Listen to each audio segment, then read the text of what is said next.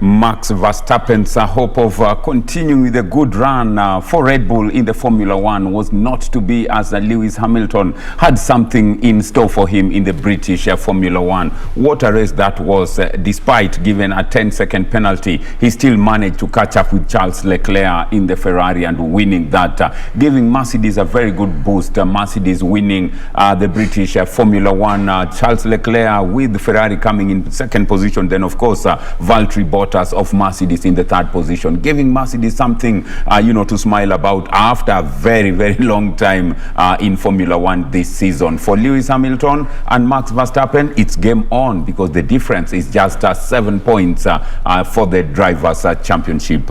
Then the other games that are going on, like mentioned earlier on, Barbara Banda of Zambia already with 6 goals in the Olympics. What a way to start off, just 2 games gone, and is already equaled the highest number of goals in the championship in the yesteryear. So congratulations to Banda and many more to come, as mentioned earlier on as well. Nick Okoth of Kenya losing to the Mongolian by 3 points to 2, unanimous, not a unanimous, but a split decision, 3 points to 2. Not a good start for Kenya, but like mentioned earlier on, could it be a case of a bad start makes a good ending? Well, to help us talk about Team Kenya and the Olympics, what do we expect in terms of preparations? Have the team settled in Japan? We are privileged to be joined by a man I respect, I call chairman, because he understands it all. He's been part of the team that's been working around the clock in collaboration with the National Olympic Committee to ensure that the teams get off here in style and still make it there, running with issues, accreditation, and staff. We are privileged to be and honored to be joined by Mr. Barnaba Korir here in studio to help us unpack the preparations of the Kenya national team, to Kenya team to the Olympics, and of course what to expect in terms of programs. Are we likely to see many things coming out in terms of substitutions? We already know Geoffrey Kamworor has not made it and pulled out. Ronex Kipruto is the man. What is his state of mind? Mr. Barnaba Korir, karibu sana, and thank you for making time. Thank you, Apidi, for welcoming me again to the studio. Well, it's been quite a long time, but finally you are here, and I'm impressed by the way you're looking at the studio and you're saying many things have changed. Yes, I'm impressed. Last time it was not the way it looks now. It is very nice, and I think that's what is happening in KBC or station. I think the work we have done is exceptionally good, especially promoting sports in this country. Thank you very much. We always say we are your true sports partner. First and foremost, Mr. Korir, were you expecting Geoffrey Kamworor's pulling out of the Olympics? He's been having an ankle injury that he just said, guys, with all due respect, I don't think I can make it to the Olympics. Were you expecting? No, that was a big surprise. We were really shocked by that, and of course we remember that he had an injury, and of course through an accident some time back. And in fact, when we started the camp, we requested to have his training in his camp, so that he can continue with the program of his coming back after the accident. We gave him that opportunity, and then of course we were really saddened by the fact that he got injured. The injury recurred again. And Kamworor was really in good shape. When I saw him running during the trials, it was a different Kamworor, the one that has been running exceptionally well. And I had a belief that this time around we were going to win the gold medal through him. Unfortunately, these things do happen. When you are an athlete, you expect that. And of course, as a result of that, we have been looking around to see who can take his shoes so that he can also support with the other artists who are there, Rones, Kipruto, and Ngeno. And Ngeno, yes. Of course, and Chebole. As we look at this, Athletics Kenya made a decision very quickly and brought in an able athlete in Ronex Kipruto. What's his state of mind, and is he ready, to go out there and battle the rest of the world? When Kamworor confirmed that he was not going to go, we made a split decision to move very fast. You know, we had to ask permission from World Athletics to confirm that Ronex Kipruto has already passed through the test that are required 3 times, which of course is in RTB for AIU. That one was confirmed. Immediately that was confirmed, I sent information to CDM in Tokyo already to make sure that we apply for a replacement. And in fact, the replacement confirmation just came an hour ago when I was in the camp, and they confirmed to me that he can replace Kamgoron. But you know, fortunately, yesterday I told the coach that Ronex should come to Nairobi so that he can start the process again of observing the COVID protocols, that he has to be tested 3 times before he travels. And we have already started that, and we had only 1 window to make sure that he travels. So we're very lucky that he has been tested today. He will be tested tomorrow, and then the 3rd one will come on Monday. And I've already asked now the travel agency to book for him to fly on Monday night or Tuesday at the latest, so that he can make it to the competition. So it has been a very tough thing, but then we made sure that we do what is expected of us, and we have done that. So as we speak, confirm accreditation is cleared, and now he's officially part of Team Kenya? Yes, he is. Now, 1 hour ago, I received confirmation from Tokyo that he has already been accredited, because he was in the long list. You know, if you are not in the long list, and then you cannot go, because he had already been accredited by virtue of in the long list of that list that we were sending them to indicate that these are athletes who have potential to make the team. So as a result of that, it was just now to ignite the whole process to make sure that it is going. And of course, as we talk now, is officially in the team. The only thing that we need to do is now to pray that he's okay, he's clear. He has been tested also several times, but yes, then we have to process it now to make sure that he makes the team. And you know, when he came, we isolated him from the other athletes to make sure also that the test that was done today, we check tomorrow how it comes, then on Monday again, then now from there is free to go. If everything is negative, then that's okay. But psychologically, is he prepared? Is he looking forward to battle the rest of the world? I was very impressed when I looked at him. It's not like when he was running the trials. Today he was really excited, and you can see this is an athlete that is going to do something. I'm impressed by his reaction and the belief that he's going to do something. He promised that when he gets there, he will actually run and make sure that he wins a medal. Remember that he, you know, during the World Under 20 in Finland, he won the gold medal, and he was running alone. He was exceptionally good. And then during the World Championship in Doha, he won the bronze medal. So he's an athlete that is experienced and also has the capability of even winning the medal. As we look at this, Mr. Korir, what does this say of the state of the mind of an athlete when you don't make the cut? Anything can happen, so you must always continue, practicing and getting yourself into shape.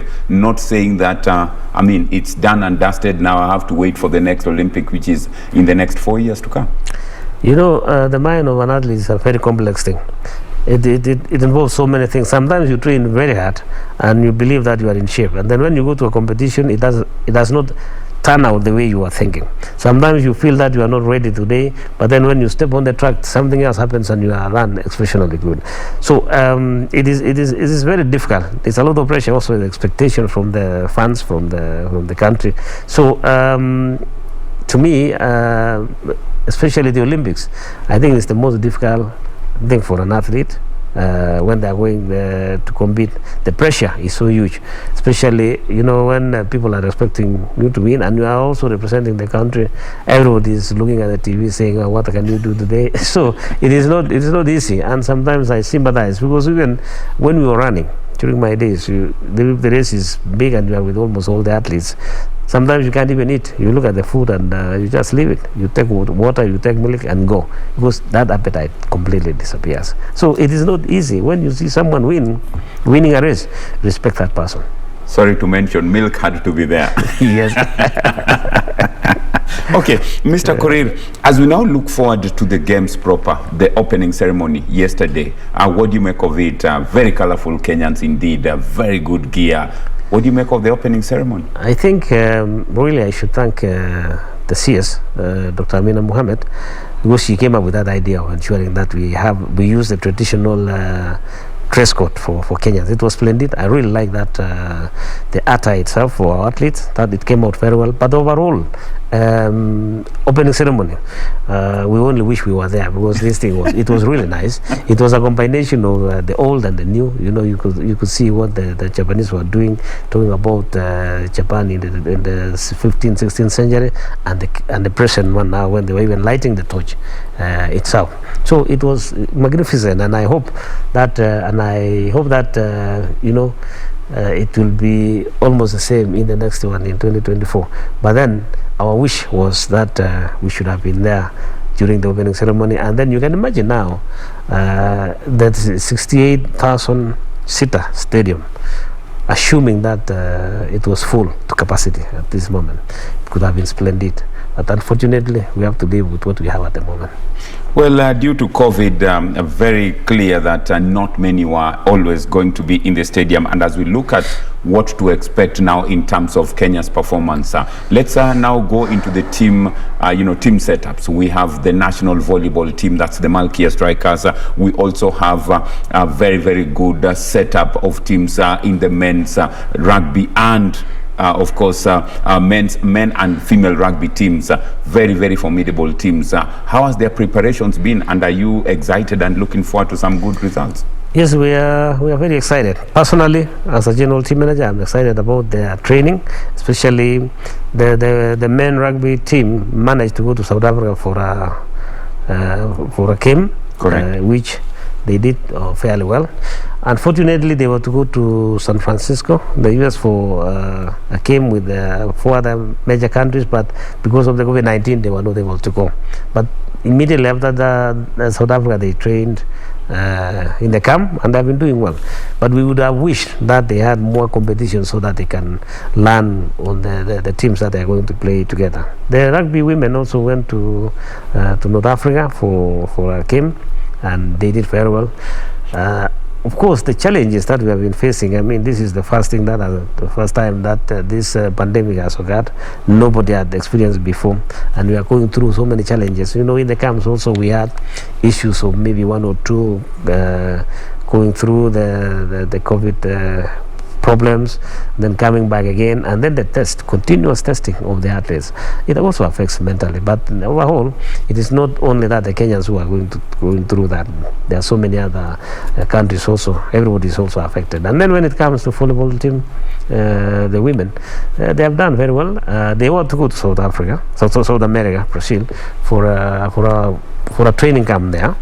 But because of the surge in COVID-19 in Brazil, they did not go. But the team had an opportunity now to have coaches from Brazil, which they have been working together, and I could see that there's a possibility that they will do very well, considering that they won the African Championship. So it is not a small thing. This team is very, very strong, and we are hoping that they will match what they did during the African Championship when they won the game. And then, surprisingly, we had the beach volleyball team making it again. That one was also a shock to me. It was the last minute, and I didn't know that. But hopefully, that they have shown the capability of doing very well, and our people are very resilient. Our athletes are resilient when it comes to training. When it comes to championship, you can never underrate a Kenyan, because when they go there, they actually go and give out all they could to make sure that they do well for themselves and for the country also. Asiyekubali kushindwa si mshindani, and there is the English saying that a bad start makes a good ending. We started off on the wrong foot. The first Kenyan in the ring, that's the captain, Nick Okoth, commander, losing 3-2 in terms of split decision by the judges. Not a good start, but still there is hope that we can do more. Absolutely. You know, this is sport, and there are 2 coins of the sport. Either you win or you lose, and in both you have to accept. Nick Okoth is a very brilliant at 38 years. At 38 years, he has done the best. So I still congratulate him for the work he has done. We have seen the kind of training he has been having here, and unfortunately, we still have challenges, especially when it comes to the implements and the tools that we have to use. No, they had to move to Kasarani, and you know we don't have, because of COVID, we don't have the equipment for boxers there. So they had to do with whatever they have. They could not stay anywhere else other than Kasarani, so that they can also be protected. It's not because they are, of anything nothing else. It's because now we have to protect them so that they could go to the Olympics at least to represent the country, and that's what was done. And at least they were clean until they left. So his performance today, of course, we would have wished him to proceed ahead, but of course we have to accept the outcome of the game, and we respect him for that. He has done a lot for this country at 38, making the team. The only thing I want to wish our Kenyan people is that we need to focus more on the development of the youth, and also to ensure that we give all the support that that actually they need. We have, if you remember the King's Cup all those years when we were young, we used to watch and we loved boxing. The hit squad. They used to win everywhere. They were really good. We would like such things to come back again. And for that, then the government should really come on board and to ensure that the infrastructure is there. I can assure you that with the current CS and the PS, they have done a very good job. They have tried their best. We know when you start with a system that has not been functional, it does not automatically come to life. It takes time. But when I look at now, another 2-3 years, if that process continues and the upgrading of the sports facilities and making sure that the coaches are taken care of and the support from the government, 2024 during the Olympic Games will be something different. And then now the young people will have more interest to come on board and train. It is only the Kenyan people, the government, that we have to focus very closely on how we promote sports in the country. Remember when Mr. Korir talks about youth, he's so passionate about youth development in the country. At the Athletics Kenya Federation, he is in charge of the youth and also a member of the World Under-20 Organizing Committee that's ensuring that Kenya hosts the entire world when it comes to World Under-20. That will be happening between the 17th and the 22nd of August this year, not far from now. So he's so passionate about sports in the country. Let's now look at athletics, Mr. Korir. And in athletics, you're very passionate about athletics in general, and we are looking at a very scary scenario. Timothy Cheruiyot finally in the team, ran the fastest time in the world this year. What are you looking forward to? A very strong athletics performance in the Olympics? Yes, in the last competition in Rio, we did the best ever. We got at least 6 gold medals. The total number of medals was 13. That was the best performance. In this one, when you look at on paper, you might think that the team might not be very strong. But we have Timothy Cheruiyot, we have Beatrice Chepkoech, we have Ivan Kieny, we have Faith Kipngetich in the 1500. So when you see on average, this is the best team. But you see, considering what they went through also, it is psychological that the effects of coronavirus has affected also their training programs, and also, the fear that, when you go and train with even friends, you don't know what could happen. But we have a strong team. 1500 meters. Unfortunately, the young man, we will not include him because he did not meet the threshold of the IAIU protocols. Unfortunately, as it is, he's a very good athlete also.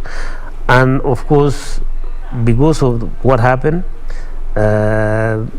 Timothy was there to replace him. And in the last Diamond League in Monaco, Timothy ran the fastest time this season, and you could see that the winning was decisive. It was not a fluke. It was actually, you could see from the count to the finish, he was ahead, and he won decisively. And that is now the Cheruiyot we always see him running. So he has the chance of winning the gold medal, and he beat also the top this athlete, Inga Britskin. Sometimes that name is very difficult to pronounce. So that you can see, and we hope and we wish him luck to win that. We have Saruni in the 800 meters, we have Ferguson, we have Korir. Those are top athletes. And if they are calm enough to focus, I can assure you that they are going to win medal. So it's 1500 Faith. She ran the fastest time this year. She beat Siva Hassan, and Hassan had beaten her before. So the idea of even allowing them to compete at the wall, the Diamond League, was even to give them that opportunity now, psychological, so that when you go to the championship, you are psychologically ahead of your opponent. So when Faith goes there now, she knows that the last game she beat her, and that is why Siva Hassan, after Faith beat her, she withdrew from the 1500 meters. So you can imagine. So we are hoping that the lady is in the best shape she is now. We gave her the opportunity to train where she has been to ensure that we don't interrupt with whatever she is doing, because at the end of the day, we want a winning team. So we gave her that opportunity. She has proven that she could do great, and that is what we are hoping that it will happen. For Hyvin Gien, of course, you saw the mishap in in the last Diamond League. There was the counter was reading something else the last lap, because I talked to her. She said she didn't know, but eventually, because of that, she eventually won. Coming now to the men, the bell went off one lap early, and Keegan gave it his all. Best, his all. So I was even telling him today, yesterday before he left, I said, you see, if you use that calculation in the last lap and you react the way you reacted now, and you have that energy, and you create a space the way Sekiel Gameboy does, yes, and you create that space within the shortest time possible, you will win that game.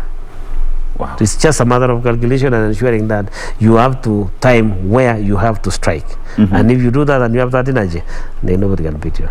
Well, interesting indeed, because when we, watched that race, it was so obvious that there was a mistake. The bell rang. He gave it his all in the last 400 meters. Not only did he know that it was the last 400 meters, it was actually 800 meters. He lost hope, but I loved the fighting spirit. He just sprinted that, and just said, I will finish. As we look at 3,000 steeplechase, both men and women, in the women's side, there was also a mishap with Hyvin Gien. Have you and the technical team have a word with them? Because this is predominantly known to be a Kenyan domain. The coaches, they have sat with those athletes. The technical bench, they have discussed, they have watched the videos and explained to them when they react. But above all, it is the mindset of the athlete, which I believe in that Hyvin is very strong mentally. I've seen her running many times, and even when she's not in shape, you will see that she's fighting. So I don't have doubt in the women. Beatrice, you cannot count her off, because she's also a world record holder by a bigger margin. And despite a few races that she didn't run well, I have talked to her today, and she's really confident that she's going to do something. So we are okay with that, with the steeplechase. The two girls are really going to do well, so we should not even worry about that. There are those races that go straight into the final, but there are those races that you must go through the preliminary rounds, make it to the semi-finals, eventually to the final. What's the message to the team, even from the coaches here in the country before the team left? The first objective is, let's qualify to the finals. Once we are in the final, now then the real business starts. Is that the message? Yes, that is a message we normally tell the athletes, especially, for example, 1,500, 800, because 5,000, the other is a little bit easy. That when you go for the finals, the hits, you have to run the hits like you're running the final, especially the semis. Because at the end of the day, if you miss that, you are out. So you have to make sure to make it to the final. That is the essence of the whole thing. Then when you have made to the final, then you start now calculating a different format. But to reach the finals, you must be ready, because it's the most difficult part of it. So that is why we, especially the 800 meters, 1,500 meters, those are the technical events that you don't make a mistake in those ones. In the 800 meters, there's a very interesting inclusion in the team, and that's Mary Moraa. Mary Moraa looks to be the diamond many are looking forward for in the future. She's out there to make a name, but she's definitely an athlete for the future, just like Maria Mutola and Unisum dominated in the yesteryears. Could that be the plan? Yes, that is the plan. Mary Moraa makes me happy when I recall the under 18 during the championship, where she actually did extremely well. And when they were going for the relay, the mixed relay, she made some signs which was really good, and she actually beat the fellow from Brazil who is nowadays winning the 400 meter hurdles, almost breaking the world record. Dos Santos. Yes. So you can imagine, she's really good, and now she has changed to 800 meters. You give her 2-3 years, she's going to be a dominant 800 meter runner. This is now for her. We tell her, just fight to reach the finals. If you reach the finals, whatever you get is fine, so that she doesn't have a lot of pressure on that. The idea is to make sure that she makes to the final, and when she's in the final, let her run her game. Very interesting indeed. But now let's look at pressure that is on one Helen Obiri. We know that Helen is going for a double, the 5,000, the 10,000, the same as Sifan Hassan also going for a double, 5 and 10,000 meters. As we look at this, first and foremost, does the program favor Obiri in terms of how the program has been arranged? Does she have enough recovery time for the next race? Absolutely, she has, because she starts with 10,000, and then of course now we have to wait for another 7 days, the last event, so she's going to be okay. And if you see the last few weeks, she has improved a lot. The first competition she had, she lost, and then she came back again and she won the 5,000 meters. So this is someone who has got the experience that requires now to compete. So we'll although Sivan Hassan and this girl from Ethiopia, they have run breaking the world record, both of them, and they're going to be there. We're hoping that Obiri is ready, but this is different. The World Championship and Olympics are two different events. You know, like the time only events where you have the best setters who organize for the times and everything for you. You have somebody assisting you. Even nowadays they have a different technology. The lights, you just the light. So this one you are on your own. So it depends now on who has got the mindset to fight it hard during that pressure, and who can handle the pressure. Obiri does not have pressure. The others have the pressure, so she's relaxed and she can actually win that game. Well, pressure is not on her side at the moment, but it's how prepared she is mentally and physically on the day. Yeah. Chairman, as we wrap up, I cannot afford not to ask you this question. How prepared are we for the World Under-20? Yeah, that's something we are. You know, I've been here so many times and we have discussed about the Under-20. That is because that is the future for this country. Mm-hmm. You remember we came here, we discussed about the athletes going around all over the country, making sure that we have the camps and the athletes are given the support, giving them the food and finance assistance when they didn't have anything. So when we did the pre-trials, we selected, that was last year, we selected a team that we now brought them for the trials this period. And I'm very happy to say that the outcome was really good. It was successful because now we have athletes from various regions. It's no longer from one area. It was like from South Rift to North Rift. We are getting athletes also from Central, from Southern, from Nyanza, from Western, all of them together. It's a mixture now of the Kenyan team, and they're very strong, and that's exactly what we wanted. That is how the essence of building sports in the country is. So those athletes now, when they do well, and I'm sure that they're going to do very well, is the future, so that they can go into the future to prepare themselves now for the other major events that are coming up, World Championship next year and then the Olympics. So we have a very strong team and we want to continue maintaining that, and we go back to the grassroots so that we can encourage the young people now to pursue athletics, and of course, as I always say, education also combined. Very interesting indeed. In terms of the local organizing committee, everything is in shape? Yes, they are working very hard now. You know, as before, you know, Kenyans were good at last minute, but this time round, I think we are a little bit better. Mm-hmm. It's not like last time that we have to do things until midnight. But this time round, the stadiums are fine. Everything is in place, and I'm sure that it will turn out well. We have at least 123 countries that have already confirmed that they will participate. So the only thing that we need to do now, since we are not going to have the spectators in the stadium, is to make sure that we organize them and to make sure that the visitors who come to this country will go back to their countries without any problems, without having any medical issues, and to ensure that they are okay when they're in this country. We build the future. We also show them that this country is also great, and we have other opportunities that they can come and visit in Kenya.